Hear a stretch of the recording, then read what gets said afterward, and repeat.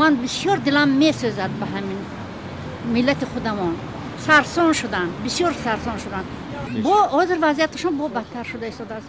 من هست آدم شاگرده که من همونجا کار میکنن، قانونی کار میکنن، بیچاره ها ما تلفن کرده بیستیم حاضر برآمده یک بازار به یک مغازه یک چیز خریدن نمیتونن. باید خیر قانونی اونجا با کار کرده استاده. لیکن میترسن که با همون قانونی های هم دستگیر کرده گشته نفسان. و هم فکر نمیکنن که خیر نباشد تامین کنن، جمهوری خلق خودش پورا تامین کنند. ما البته از تقدیر فرزندمون در تشویش هستیم که حضور چی احوال است در اونجا، چی رفتار است. فقط توجیه که میگه بردشتن. خیلی این دولت‌داری باید خیلی حل شود بین همین دو دولت. اگه از طرف روسیه همین نوتوری و رفتار دارن مثال، ای پشتی کیم کشیده مثال جا بچه توجیه که در عذاب میمونن.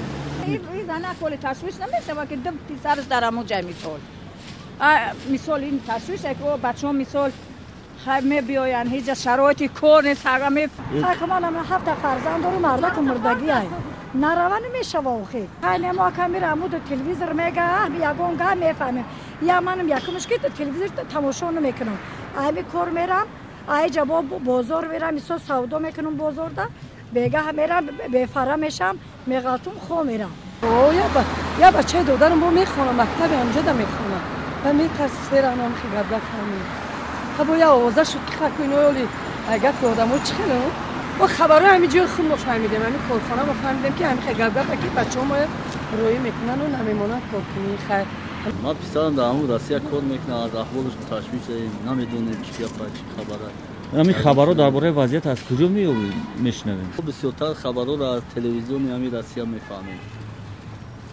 مردم در اونجا در اصل زندگیشون بد است. بسیاری همین دستگیر کردگیان که حجتشون هم صد فویس است. لیکن بسیارامنو حجت میپرسن، اونو برای بهوده اونو دپارتاسیا میکنن. ما چی گناه داریم؟ همون مهاجرا در اون روسیه چی گناه دارن؟ شما بیاین مسئله اینو به پرزیدنت ما جمهوری ما امامعلی شریف رحمانوف اینا قتی مصلحت کنین، اینا قتی صحبت کنین، مسئله این خیلی حل کنین. ما اونجا چی به ما عذاب میتید؟